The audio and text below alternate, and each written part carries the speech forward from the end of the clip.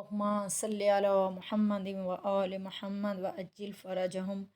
بسم اللہ الرحمن الرحیم۔ الحمدللہ، پروردگار عالم کا شکر کہ خداوند متعال نے اس ماہ سیام میں وہ مہینہ جو رحمتوں برکتوں کا مغفرت کا مہینہ ہے، اور یہ عشرہ مغفرت کا عشرہ آج سے شروع ہی ہو گیا۔ پروردگار عالم کا شکر کہ خداوند متعال نے ہمیں یہ توفیق عطا فرمائی کہ ہم قرآن کو سمجھنے کی کوشش کر سکیں۔ پروردگار عالم سے دعا ہے کہ ہم سب کو قرآن کے ساتھ محشور فرمائے، اور ہم سب کو قرآن و اہل بیت کو ہم سب کا شفیع قرار دے۔ سورہ آل عمران آیت نمبر 72۔ بسم اللہ الرحمن الرحیم۔ وقالت طائفۃ من اہل الکتاب آمنوا بالذی انزل علی الذین آمنوا وجہ النہار وکفروا آخرہ لعلہم یرجعون۔ وقالت طائفۃ من اہل الکتاب، کہ اہل کتاب کے ایک گروہ نے کہا، آمنو ایمان لاؤ، بالذی اس پہ، انزل علی الذین آمنو کہ ان پر ایمان لے آؤ جو دن کے آغاز میں نازل ہوا، اس پہ آمنو ایمان لاؤ، وجہ النہار یہ دن کے پہلے حصے میں نازل ہوا، وکفروا آخرہ اور جو آخر میں نازل ہوا اس سے اس کا انکار کر دو، لعلہم یرجعون شاید کہ اس ذریعے سے یہ سب اسلام سے پلٹ جائیں۔ جیسا کہ گزشتہ آیات میں بھی جہاں پہ اہل کتاب کا ہی ذکر تھا کہ اہل کتاب سے پروردگار عالم نے خطاب کر کے فرمایا کہ کیوں آیات خدا کا انکار کرتے ہو جب کہ تم خود گواہ ہو، گواہی بھی دیتے ہو، اور اہل کتاب تم حق اور باطل کو مکس کیوں کرتے ہو، ایک دوسرے کے ساتھ کیوں ملاتے ہو، جب کہ اور حق کو کیوں چھپاتے ہو جب کہ تم جانتے ہو کہ یہ حق ہے۔ تو اب اس آیہ کریمہ میں بھی خطاب اہل کتاب سے ہی ہے۔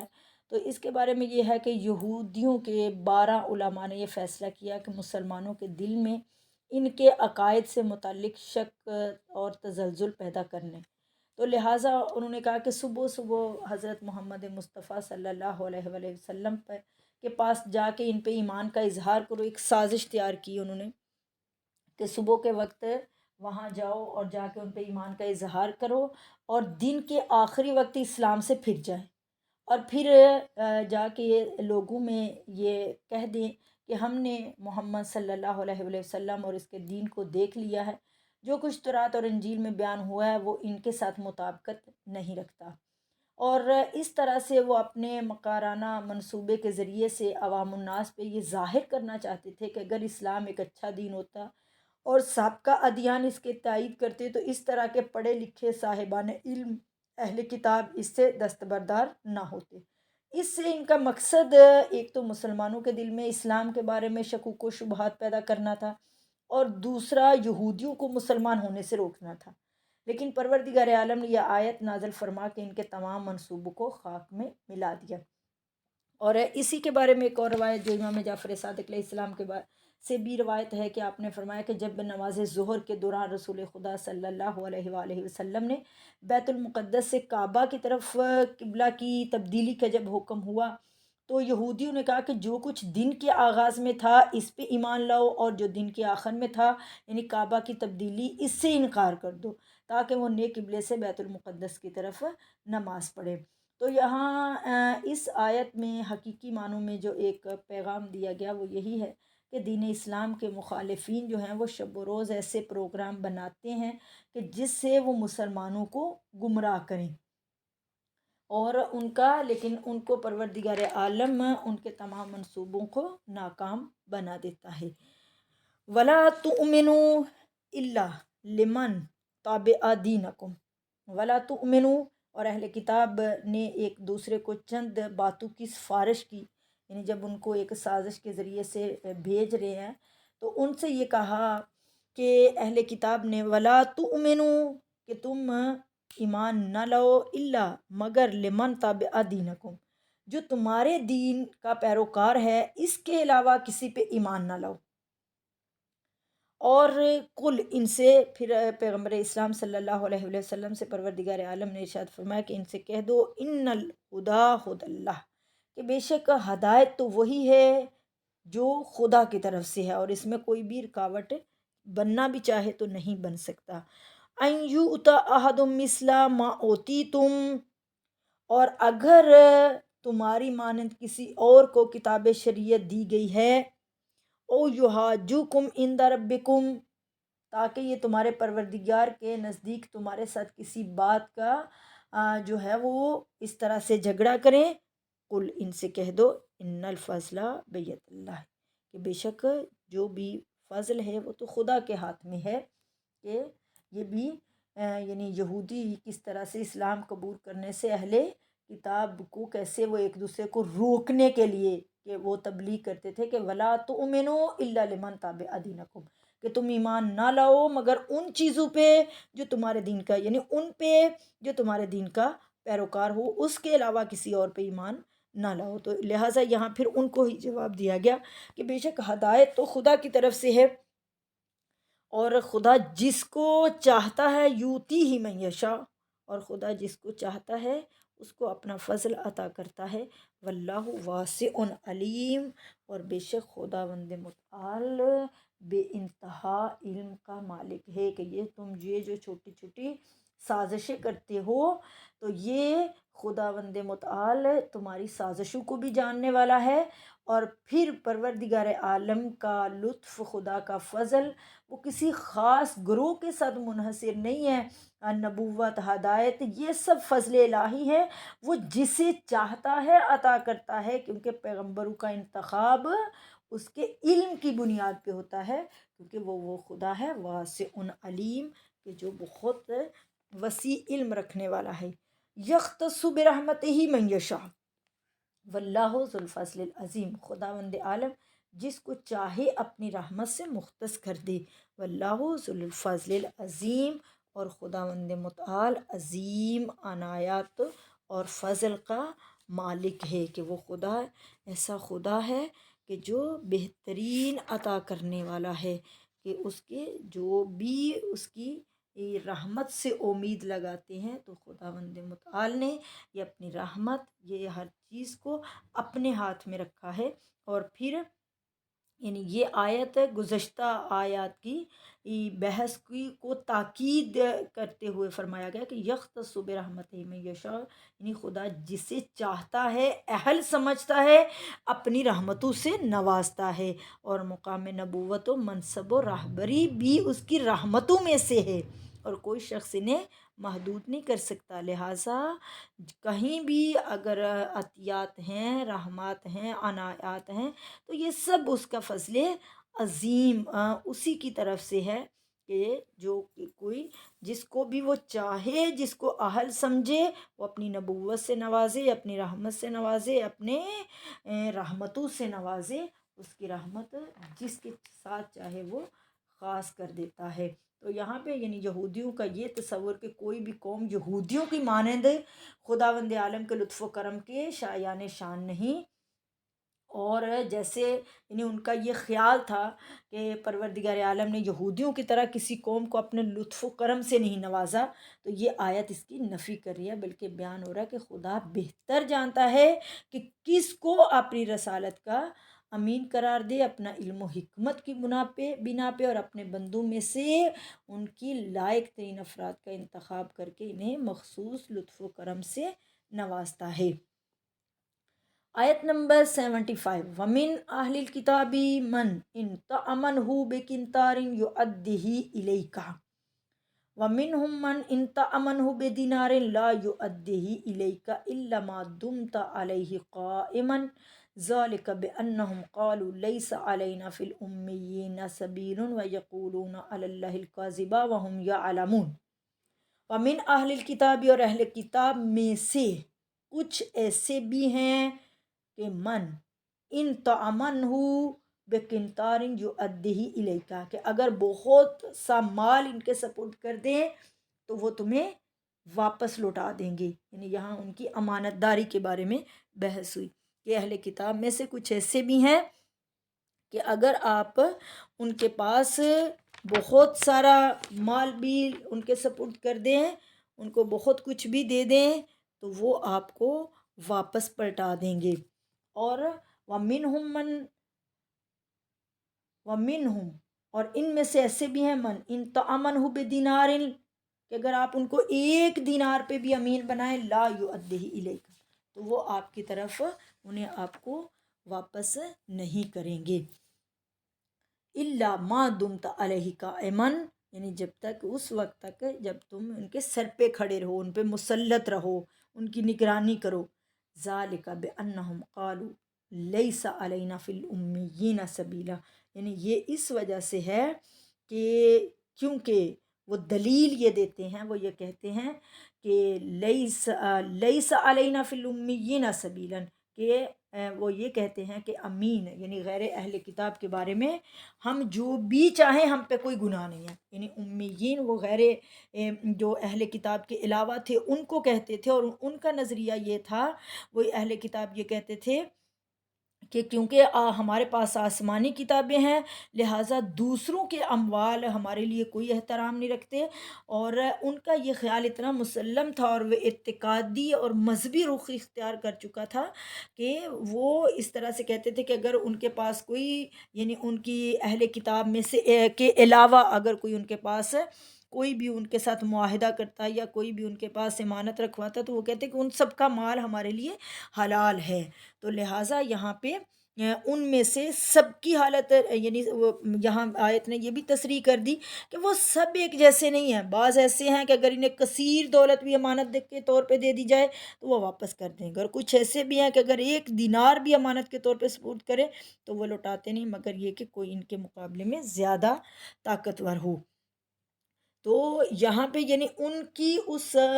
ایمانت داری کو اور ان کی ایک جو غلط ان کا عقیدہ بن چکا تھا کہ وہ یہ کہتے تھے کہ ہم ان امیین، یعنی اس جملے میں اہل کتاب اور امیین، یعنی امیین یہاں مشرکین اور عرب جو عموماً لکھنا پڑھنا نہیں جانتے، یعنی وہ اپنی برتری کو بیان کرتے ہوئے یہ دلیل دیتے کہ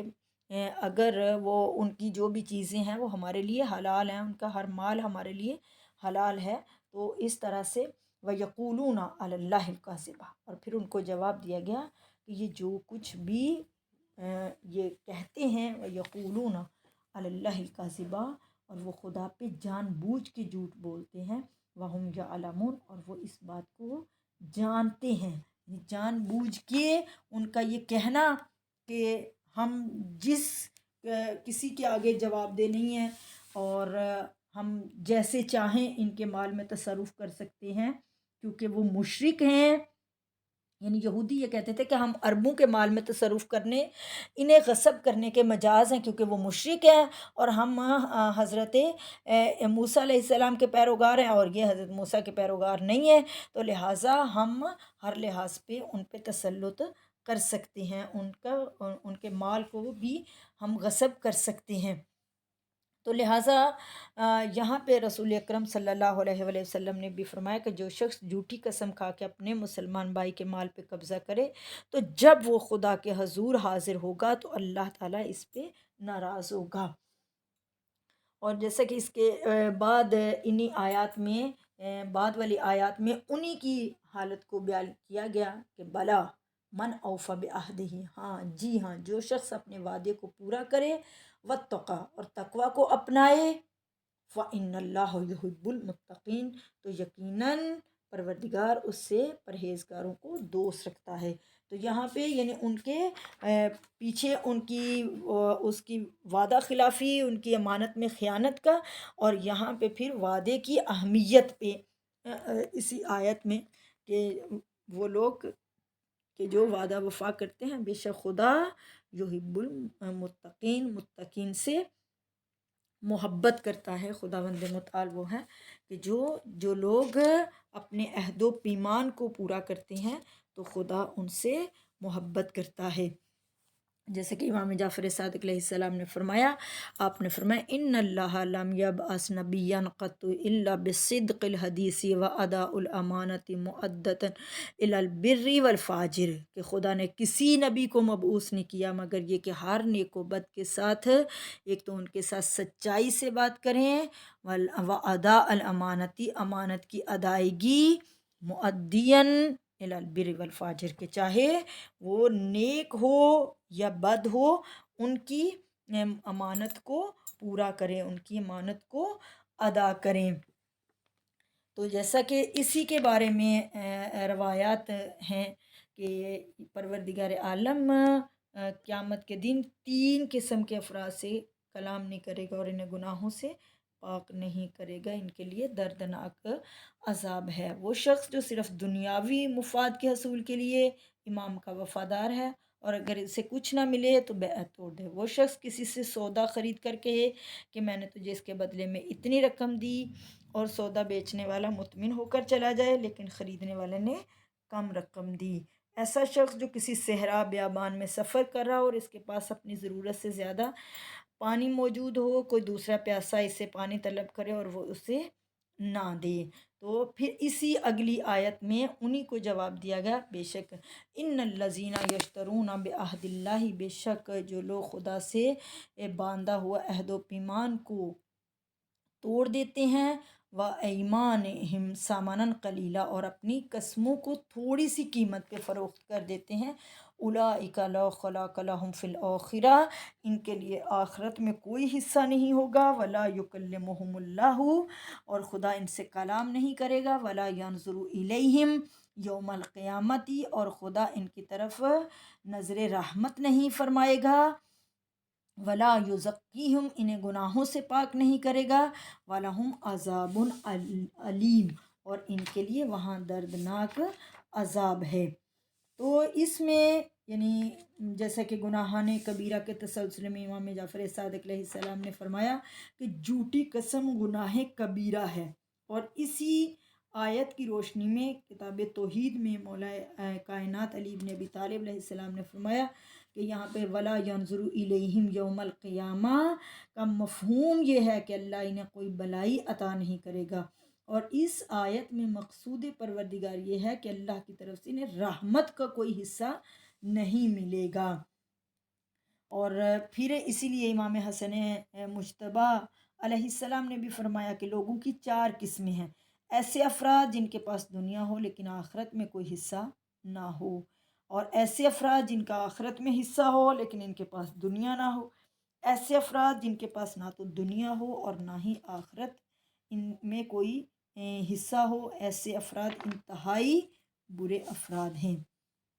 اور کہا چوتھے وہ ہیں کہ جن کے ایسے افراد ہیں جن کے پاس دنیا بھی ہو اور آخرت کا بھی حصہ ہو. تو لہٰذا یعنی یہاں پہ پروردگار عالم نے یہ جو اس آیت میں بتایا گیا کہ جو لوگ عہد شکنی کرتے ہیں، اپنا وعدہ توڑ ڈالتے ہیں، تو خداوند متعال کا قہر و عذاب انہیں 5 قسم کے عذاب میں مبتلا کرے گا. نمبر 1 کہ آخرت میں ان کا کوئی حصہ نہیں ہوگا اور وہ خسارہ اٹھانے والے ہوں گے، اللہ تعالیٰ کے ساتھ کلام سے محروم ہوں گے، خداوند عالم کے لطف و کرم کی نگاہ سے دور ہوں گے، اور پھر گناہوں سے پاکیزگی حاصل نہیں کر سکیں گے، اور 5واں ان کے لیے دردناک عذاب میں گرفتار ہوں گے. اور جیسا کہ روایات میں ہے کہ رسول خدا صلی اللہ علیہ وآلہ وسلم نے فرمایا لا ایمان لمن لا امان لہ ولا دین لمن لا عہد لہ، کہ جو امانت کی رعایت نہیں کرتا وہ بے ایمان ہے، اور جو اپنے عہد کو پورا نہیں کرتا وہ بے دین ہے. اور روایات میں ہے کہ عہد اللہ سے مراد پیغمبر اکرم صلی اللہ علیہ وآلہ وسلم سے متعلق وہ حقائق ہیں جو تورات میں بیان ہوئے ہیں اور علماء یہودیوں کے ہاتھ ان میں تحریف کر دی گئی ہے. تو لہٰذا یہاں پہ اسی لیے اس میں بہت زیادہ تاکید کی گئی، اور پیغمبر اسلام صلی اللہ علیہ وآلہ وسلم نے فرمایا کہ یہاں پہ یعنی کہ تم کسی اپنے بھائی کا ناحق مال نہ کھاؤ کہ کہیں تم غضب الہی کا شکار نہ ہو جاؤ، اور پھر آپ نے اسی آیت کی تلاوت فرمائی. تو لہٰذا یہاں پہ یہ آیت جہاں پہ ان اہل کتاب کی حالت کو بیان کرتی ہے، تو وہاں پہ ہم سب کے لیے ایک پیغام جو قرآن کے ذریعے سے کہ پیمان شکنی کا شمار گناہان کبیرہ، یعنی ہم وعدہ، یہ ہم عام روٹین میں ہمارے لیے ایک مشکل نہیں ہوتی کہ ہم نے ایک دوسرے سے ہم وعدہ کر لیتے ہیں کہ ہم آئیں گے، آپ کے گھر آ رہے ہیں، لیکن ہم اسی کو آرام سے وعدہ خلافی کر دیتے ہیں. بہت چھوٹے چھوٹے معاملات میں بھی ہم وعدہ خلافی کرتے ہیں. تو کہا پیمان شکنی وعدہ خلافی جو ہے گناہان کبیرہ میں ہے، اور قرآن مجید میں کسی اور گناہ کے بارے میں اس قدر بے دھمکیاں نہیں دی گئیں یا نہیں ان کے جیسے کہا کہ یشترونا بعہد اللہ لو خلاق لہم، کہ جو پیمان شکنی کرتے ہیں ان کا آخرت میں کوئی حصہ نہیں ہوگا۔ تو کہا کہ یہاں پہ یعنی قیامت کے دن کی جو سزا ہے وہ ان کے جو وعدے کیے گئے، جو وعدہ خلافی کرتے ہیں، لا یکلم اللہ ولا ینظر الیہم یوم القیامہ ولا یزکیہم علیہم، اور جو آخرت کا عذاب ہوگا وہ کیا ہوگا، وَلَهُمْ عَذَابٌ علیم، کہ ان کے لیے دردناک عذاب ہوگا۔ آیت نمبر 78، وَإِنَّ مِنْهُمْ لَفَرِيقًا يَلْوُونَ أَلْسِنَتَهُمْ بِالْكِتَابِ، اور اہل کتاب میں سے یقیناً بعض لوگ ایسے بھی ہیں، وَإِنَّ بے شک مِنْهُمْ ان میں سے کچھ ایسے بھی ہیں اہل کتاب میں سے، لَفَرِيقًا ایک گروہ ایسا بھی ہے، يَلْوُونَ أَلْسِنَتَهُمْ بِالْكِتَابِ کہ وہ جو کتاب کے ساتھ اپنی زبانوں کو ایسے پھراتے ہیں، ایسے حرکت دیتے ہیں، لَتَحْسَبُوهُ مِنَ الْكِتَابِ کہ تم گمان کرنے لگتے ہو کہ جو کچھ وہ پڑھ رہے ہیں وہ آسمانی کتاب میں سے ہے، یعنی وہ جب وہ اپنے آپ میں کچھ بولتے ہیں تو دوسرے یہ گمان کرتے ہیں کہ یہ سب یعنی اس طرح سے ان کی یعنی ان کی خیانت کو ظاہر کیا گیا کہ وہ ایسے خائن ہیں کہ وہ دوسروں کو، عوام کو ایسے لفظی طور پہ کیسے وہ دھوکہ دیتے ہیں کہ وہ یلوون السنتہم یعنی اپنی زبانوں کو ایک ایسے حرکت دیتے ہیں، ایسے اچھے انداز سے گفتگو کرتے ہیں کہ وہ سمجھتے ہیں کہ یہ جو کچھ یہ بتا رہے ہیں لے تحسبوہ یہ تم گمان کرتے ہو من الکتاب کہ یہ کتاب میں سے ہے، وما ہوا من الکتاب حالانکہ وہ کتاب میں سے نہیں ہوتا، ویقولون اور کہتے ہیں ہوا من عند اللہ کہ یہ جو کچھ ہم پڑھ رہے ہیں یہ خدا کی طرف سے، یعنی اپنی طرف سے عوام الناس کے سامنے، دوسرے ان پڑھ لوگوں کے سامنے بتاتے ہیں، ایسے اظہار کرتے ہیں کہ یہ جو کچھ ہم آپ کو بتا رہے ہیں یہ تو کتاب میں سے بتا رہے ہیں، جبکہ وہ کتاب میں سے نہیں ہوتا۔ وَيَقُولُونَ عَلَى اللَّهِ الْكَاذِبَ حالانکہ وہ خدا کی طرف وہ جان بوجھ کے خدا پہ جھوٹ باندھتے ہیں، وَهُمْ يَعْلَمُونَ اور اس بات کو وہ جانتے ہیں کہ یہ جو کچھ وہ کہہ رہے ہیں یہ غلط ہے اور یہ جھوٹ ہے، اس کے باوجود وہ اس کو کلام خدا میں تحریف کرتے ہیں، وہ کہتے ہیں کہ یہ کلام خدا ہے، بلکہ وہ صرف یہ نہیں کہ وہ اپنی زبانوں سے اس کو زبان کو حرکت دیتے ہیں اور کہتے ہیں، بلکہ وہ صراحت سے کہتے ہیں کہ یہ ہوا من عند اللہ کہ یہ خدا کی طرف سے نازل شدہ ہے، جبکہ حقیقت میں ایسا نہیں ہے، وما ہوا من عند اللہ حالانکہ وہ ایسا نہیں ہے، وہ اشتباہ میں ڈالنے کے لیے اس طرح سے کہتے ہیں۔ وَيَقُولُونَ عَلَى اللَّهِ الْكَاذِبَ وَهُمْ يَعْلَمُونَ اور وہ جان بوجھ کے خدا پہ جھوٹ باندھتے ہیں، جانتے بوجھتے ہوئے یہ بہتان باندھتے ہیں۔ تو یہاں بھی یعنی ان کی ایک اور بہت بڑی خیانت کہ جو ان کا جان بوجھ کے وہ ذاتی اپنے اغراض کے لیے جھوٹ بولنا، تحریف کرنا، اور یہ ان کی ایک اتنی بڑی خیانت ہے کہ جس خیانت کو یہاں پہ پروردگار عالم نے پھر ان کی اس کو واضح کیا کہ وہ کیسے دوسروں کے سامنے یہ باور کرواتے ہیں کہ یہ کتاب ہے، حالانکہ وہ کتاب نہیں ہوتی ہے۔ پروردگار عالم ہم سب کو صحیح معنوں میں قرآن کو سمجھنے، عمل کرنے کی توفیق عطا فرمائے، اور ہم سب کو قرآن کو ہم سب کا شفیع قرار دے۔ ربنا تقبل دعا یا اللہ، ربنا تقبل منا انکا انت